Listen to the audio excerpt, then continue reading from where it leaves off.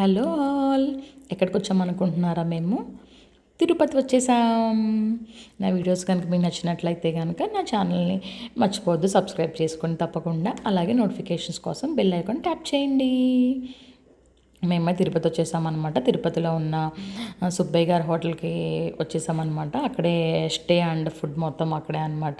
ఇంక మేము అక్కడ ముందు రోజు నైటే వచ్చేసాము. అక్కడ ఉండిపోయి ఎర్లీ మార్నింగ్ లేచి ఫ్రెష్ అయిపోయి ఇంకా మా తిరుపతి దర్శనానికి అయితే టైం ఉంది కాబట్టి మేమేంటంటే ముందే ప్లాన్ చేసుకొని వచ్చాము. ఏంటంటే ఫస్ట్ డే ఇలాగా అలివేలు మంగాపురము, కాణిపాక అలా వెళ్దామని చెప్పి ముందు వచ్చేసాము. స్టార్టింగ్ అయితే ఇంకా మేము కూడా అమ్మవారిని దర్శనం చేసుకోవాలి కాబట్టి ఫస్ట్ ఇంకా అమ్మవారి దగ్గరికి అయితే వెళ్ళిపోయాం. అలివేలు మంగాపురం అయితే వెళ్ళిపోయి ఇంకా అమ్మవారి దర్శనం చేసుకున్నాం అనమాట. అక్కడ అలివేలు మంగాపురంలో అయితే లోటస్ ఫ్లవర్స్ అయితే బాగా అమ్ముతున్నారు, భలే ఉన్నాయి. లోటస్ ఫ్లవర్స్ అయితే అమ్మవారికి అర్పించడం కోసం ఇంకా దర్శనం చేసుకొని మేము కూడా వచ్చామన్నమాట.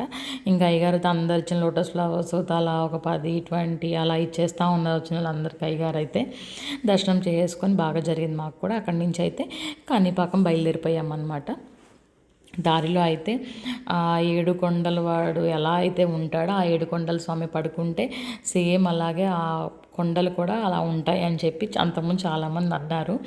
నేనైతే అంత పర్టికులర్గా ఎప్పుడు గమనించలేదు, కానీ ఈసారి మాత్రం గమనించాను, నిజంగానే అలాగే ఉంది. మేబీ అదేనేమో స్వామి మహత్యం అంటారనమాట. సో ఇంకా అలా ఫైనల్లీ గణపయ్య దగ్గరికి అయితే వచ్చేసామన్నమాట. అమ్మవారిని అయితే చూసుకున్నాము. నెక్స్ట్ ఇంకా కొడుకు దగ్గరికి వచ్చేసామన్నమాట. కొడుకు దర్శనం చేసుకోవాలి కదా, మరి అమ్మవారిని చేసుకున్న తర్వాత చేసుకోకపోతే ఎలా చెప్పండి? అసలే మనకి ఫస్ట్ ఏది చేసినా ఏం చేసినా మనం వినాయకుడినే పూజిస్తాం కదా.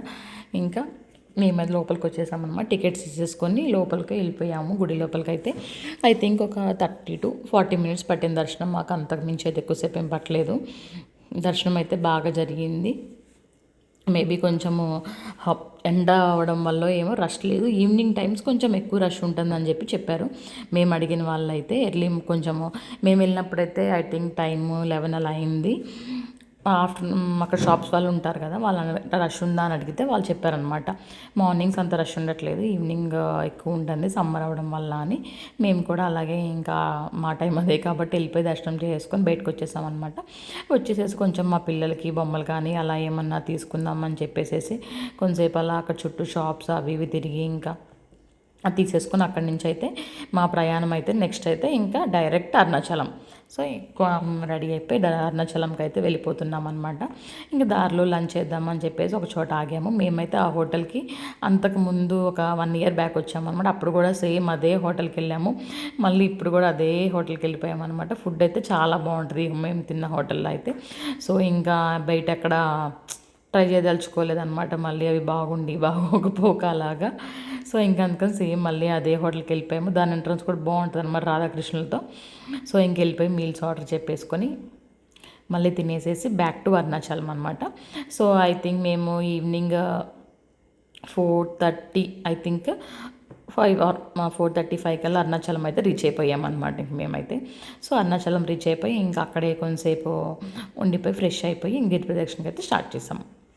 Thank you for watching.